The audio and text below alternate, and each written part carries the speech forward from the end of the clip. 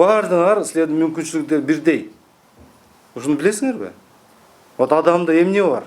Мына мен силерге айтып берейин. Эң негизги бизде ресурс, адамда эмне, кайсы ресурстар бар? Сиз туура айттыңыз. Убакыт. Бул сиздин ресурсуңуз. Анткени убакыт дайыма кетип атат. Сиз бүгүн 18 жашта болсоңуз, эртең 19, 20, 21, 22 убакыт кетип атат. Аны эч качан сиз убакытты арка кайтара албайсыз. Баардыгыбызда бирдей 24 саат убакытыбыз бар. Туурабы? Бул сиздин ресурсуңар, убакыт. Дагы эмне бар деп ойлойсуңар? Баардыгыбызда эмне бар? Ден соолук. Бул энергия деп коелу. Ушул сиздердин, мына 4 нерсе, бул сиздердин ресурс.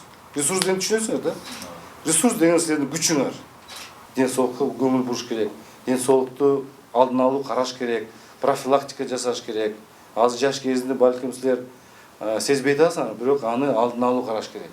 Кийинки мына статус. Бул силердин билимиңер, силердин кийингениңер, силердин бүт баягы кандай вообще негизи коомчулукка силер өзүңөр көрсөткөнүңөр. Акча буну кандай силер туура колдоносуңар? Биринчи орунга кайсыны коесуңар силер?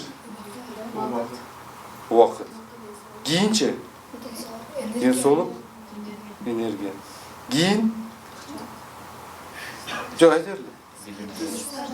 Статус, кийин акча. Эң туура. Биринчи проблема өзүңөрдөн. Адамда өзү негизи абдан чоң күч бар да, акылы бар, энергиясы бар.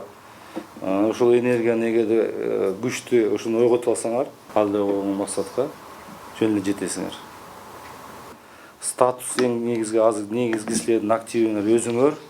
Ошо канча жакшы ушул активге көбүрөөк салым кошсоңор, салым дегенде бул билим, тажрыйба. Азыр мисалы параллельно силер деле кичинекей болсо дагы мисалы жазып коелу 10 пунктту.